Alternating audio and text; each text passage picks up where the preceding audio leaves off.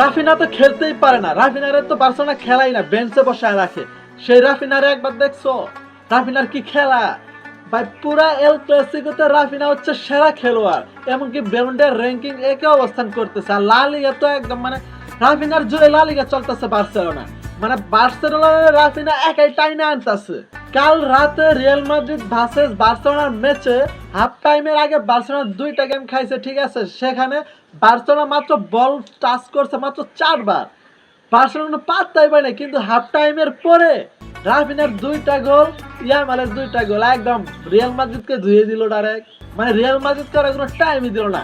আর এবারে লা লিগা চ্যাম্পিয়ন হয়ে গেল বার্সেলোনা। এন্টনি খেলতে পারে না, এন্টনি তো ম্যানচেস্টার ইউনাইটেড সবসময় বসায় রাখে, সেই এন্টনিও দেখাই দিচ্ছে ভাই।